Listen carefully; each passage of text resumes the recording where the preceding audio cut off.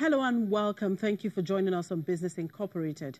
I'm Chimeze Obi Iwago. On the show today, Nigeria raises $2.86 billion in Eurobonds to fund budget deficit. MTN Rwanda close to finalizing a 50 billion franc syndicated loan. Plus, cash runs out in Khartoum as Sudan tries to halt economic crisis. We'll begin with Nigeria's Eurobond story as the country raises 2.86 billion naira across 3 maturities to help fund its budget deficit in a sale that was 3 times oversubscribed. It priced the bonds with maturities of 7, 12 and 30 years of 7.625%, 8.75% and 9.25%. Nigerian officials have been meeting investors at a roadshow organized by Citi and Standard Chartered in London this week prior to issuing the Eurobond. The meeting, led by Nigerian Finance Minister Zainab Ahmed, was attended by Budget Minister Udoma Udoma, Central Bank Governor Godwin Emefiele, and head of the Debt Management Office. The government said demand for the dollar-denominated bonds stood at $9.5 billion from global institutional investors. To the markets now. We'll begin with the bourses in Africa. Negative sentiments dominated the markets at intraday. The benchmark index of the Nigerian Stock Exchange came in lower by 0.10%.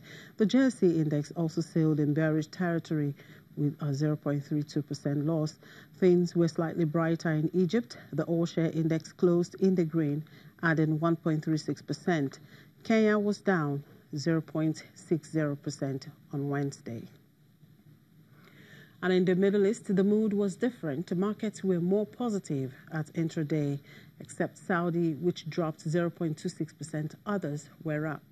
Abu Dhabi was up 0.68%, Dubai up 0.09%, and Qatar up 0.15%. In Europe, stock indices turned negative in early trade after UK Brexit Minister Dominic Raab resigned from his post, piling yet more pressure on the UK Prime Minister Theresa May. Well, let's talk more on this with Daniel. Hello, Daniel. Good afternoon.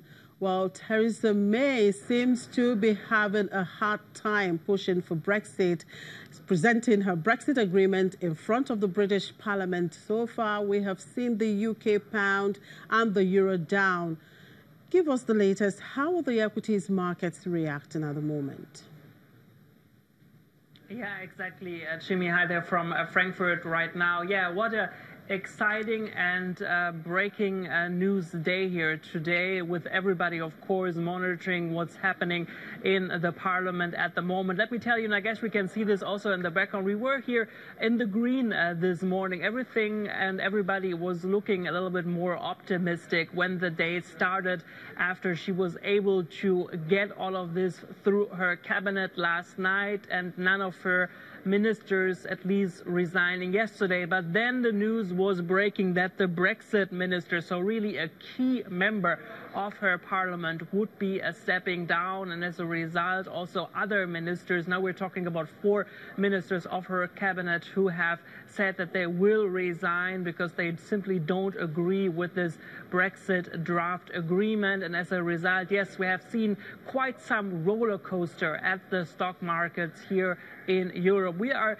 slightly in the green, but really just with a few points, just with 25 points here in the green at the moment. A similar picture also right now at the FTSE 100 there in London. And yes, the pound really dropping by more than 1.5% to the sharpest fall in now 17 months. So yeah, it's going to be very interesting how all of this is going to unfold. It's not really looking good at the moment that Theresa May might not survive this day. She's facing sharp criticism there in the British Parliament at the moment. It is certainly not going to be an easy day for her. So many at the moment are not just talking about if at the end there is going to be a hard Brexit or not a hard Brexit. Many are not even sure if Theresa May by the end of the day will remain as the Prime Minister of the UK. But yeah, she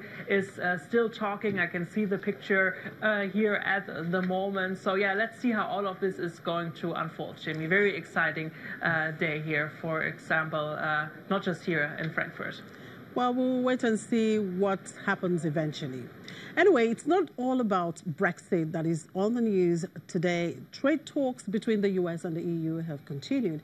Now, still no agreement on car tariffs. What more can you tell us about this? Yeah, exactly. I mean, we have been talking all the time lately about this trade dispute between the United States and China, but we have to remember there is also a trade dispute with the United States and Europe. US President Donald Trump was always not amused about the huge trade surplus by some European countries. Germany, the country that has been mostly making him very disappointed about this issue. He has been stating in the past that he never really understands why there are so many European cars on American roads, but rather just a few American cars on, on European roads. So yeah, there was always this discussion. He was threatening German car makers, also with very high import tariffs. And then Jean-Claude Juncker went over to the United States. He was able to find a sort of an agreement with the US president, at least trying to agree that those trade talks would continue. And yes, they have continued. We're hearing that they have been talking about soybeans and also about fluid gas, and that also the discussion about tariffs for cars, at least for the moment, does not seem to be completely off the table. The European Union has been very clear, if those tariffs would be in place, that they would also hit the United States with tariffs. We're talking here about tariffs about agricultural products, industrial products, and also soybeans and this fluid gas that I was just mentioning. So yeah, it's still an ongoing discussion, still an ongoing process. They're hoping to get an agreement by February next year. And still on automobile, Volkswagen is fearing that their business with China could be suffering in the next year. How important is China for car makers, and why has the business been slowing down?